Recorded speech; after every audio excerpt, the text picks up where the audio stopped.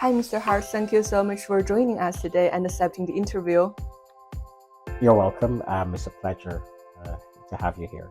Okay, so first question. Climate finance is often cited as a key barrier to effective global climate action. So, what steps is the United Nations taking to mobilize and scale up financial support for climate adaptation and mitigation in developing countries? Thank you so much for this opportunity uh, to speak to you about the existential crisis of climate, but also climate represents one of the greatest opportunities for growth and development in the developing world. And I'll explain it a bit. The reality is that we're not on track to meet our climate goals. Science tells us very clearly that in order for us to prevent the worst impacts of the climate crisis and limit global warming to 1.5 degrees Celsius, we need to rapidly reduce emissions. And we're not on target. But the reality is that over the course of the last few years, we've made, I would say, since the adoption of the Paris Agreement in 2015, we've made really great progress. In 2016, 1 year after the Paris Agreement was adopted, we celebrated the installation of 180 gigawatts of renewable energy. And that year, 700,000 electric vehicles were sold. Last year, over 510 gigawatts of clean power was installed globally, an increase of 2.5 times, new record, and close to 14 million electric vehicles were sold globally. So we are making some progress, but the challenge is that behind these impressive numbers, we have a number of uncomfortable facts.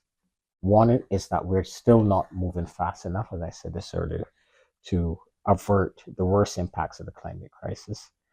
And secondly, most of the developing world is being left behind in the race to net zero. Countries representing 2/3 of the global population attracted just 15% of clean energy investments last year. So this challenge of mobilizing climate finance to help these countries to accelerate and to meaningfully participate in the renewable revolution is one of our greatest priorities. At the same time, these countries, the developing countries, are on the front lines of the climate crisis. They don't have access, many of them don't have access to early warning systems, and many of them are being battered by climate impacts, floods, droughts, extreme weather, heat waves. So one of the key essential missions of the United Nations is to help the developing world mobilize the finance they need at scale to meaningfully participate in the renewable energy revolution, and also to help them to protect and safeguard their um, their citizens. We know what the challenges are: high cost of capital, excessive debt, lack of capacity. And on all of these fronts, we're trying to use the entire system to support countries overcome these real barriers that they're currently facing. Yeah, you mentioned a lot of challenges that developing countries are facing. So, with more countries implementing climate-related regulations, what impact do you foresee on international trade, global trade, especially for carbon-intensive industries? And how can the United Nations help ensure a more like smooth transition? Okay, so it will be absolutely key that this transition is orderly and that the transition is just. And that as part of the transition, developing countries don't have to choose between taking climate action and development. Yeah, sacrificing I financial goals, suppose, right? yes, exactly. And it's a real challenge for the developing world to one, they're being battered by climate impacts, and at the same time, they they also need to rapidly transform their economies. They need to exit coal. They need to make these massive investments. So we really need an international system that caters to the challenges that um, this group of countries and individual countries face. Now, the developing countries are not all the same, right? You have large economies that can some of some don't need um, public finance, but the majority of developing countries need public finance. Finance. You also have many developing countries that have unsustainable levels of debt. And the international community needs to respond in a way to provide these countries with the fiscal space that they need. And it has been done in the past. And I'll give you one example. At present, low income, according to our colleagues at UNCTAD, low income and low middle income countries are currently spending 24 and 13% respectively of their export revenues servicing debt. The servicing debt, just paying debt service. Now, after World War II, um, Germany's export revenue to debt service ratio was capped at 5% because it was recognized that Germany needed fiscal space and in order to grow and rebuild after the war. Now, we're facing a climate crisis. We know that countries need fiscal space in order to make the investments in renewable energy.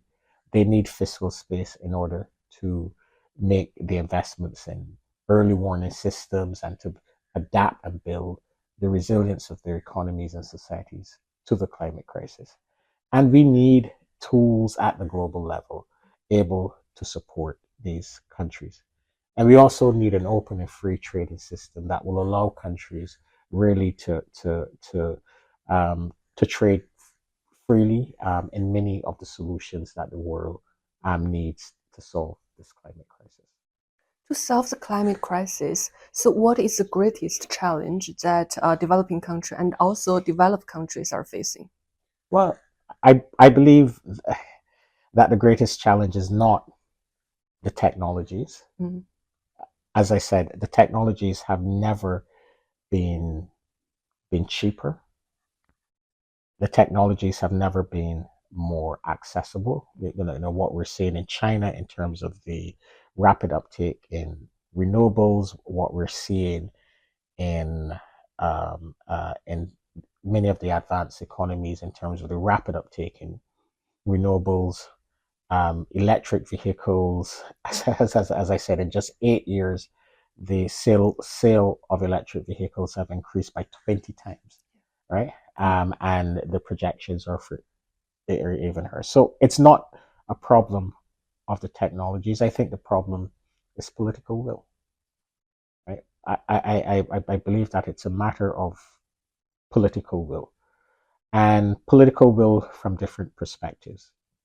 Domestically, um, many leaders are still not willing to take on the vested interests domestically that are still holding on to the fossil fuel based economy. And I'll give you one example: fossil fuel subsidies. You know, governments are still are spending 9 times more to make fossil fuels cheaper for consumers than they are for clean energy sources. Yes, we need to ensure that energy prices don't. We we need to cushion the shock of energy prices, especially for poor people. But 9 times more for fossil fuels than on clean energy. Energy. So countries need to repurpose how they support fossil fuels. And internationally, we know that we need international cooperation more than ever. We cannot allow the geopolitical divides. We can't allow this breakdown in trust between developed and developing countries to erode the international cooperation that we badly need to solve this crisis. No one country can solve the climate crisis alone. Countries need to work together to understand each other and find ways of addressing many of the challenges. So we need political will for countries to be bold domestically. And we're hoping that this new round of nationally determined contributions, that this process that countries agreed to undertake under the Paris Agreement, they have until next year to prepare their new climate plans, that countries will be bold and show leadership in putting ambitious but achievable new climate goals on the table, as well as commit to work much closer together to address some of the challenges that we all face. You mentioned that like nations cooperation is very, very important, it's vital. If we take a closer look in China, because China right now is the world's largest producer Mhm. of renewable energy technologies, such as you just mentioned EV cars, Mhm. as well as solar panels. Mhm. So how does the United Nations view China's role in driving international climate finance, and how can China contribute more further to global finance? Okay, so China has an important and critical leadership role to play now and um, moving forward. It's the second largest uh, economy, and at current levels, the greenhouse gas emissions are um, are the highest. But it's also the global renewable energy powerhouse and superpower. Um, when one looks at the amount of renewable energy that is being made and installed in China, the number of electric vehicles, and the fact that China has been such an impressive global leader on renewables, it has made the cost of renewables No, decline yeah. for the rest of the world. So we need that growth to continue. We need that leadership to continue. And um, as I said earlier, one of the biggest concerns that we have is that in the developing world is being left behind. Outside of the advanced economies and China, um, the advanced economies in China, the clean energy investments last year were 85%.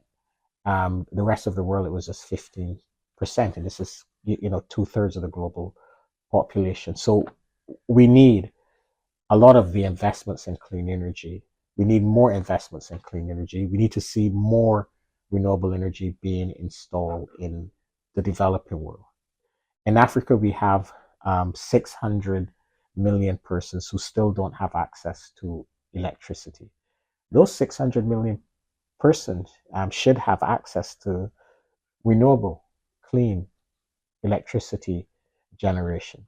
And we know that many of the developing countries, many of the, are eager and willing to move from coal to renewable energy. And I believe that China will have a very important role in helping to spur the new, uh, uh, to support the energy transformation globally, but in particular in the developing world. We're also working very closely with China on early warning systems. They were one of the first countries to support the early warnings for all initiative of the Secretary General. So we see, as I said, China playing an increasingly important role in supporting the global transition to a renewable energy future, but also helping the vulnerable developing countries to adapt to increasing the more frequent and severe climate impacts. And we know that there are some challenges. And as the Secretary General repeatedly says, the United Nations is all in. We will use the convening power of the United Nations responsibly to help us to address some of the challenges that we're seeing with the transition.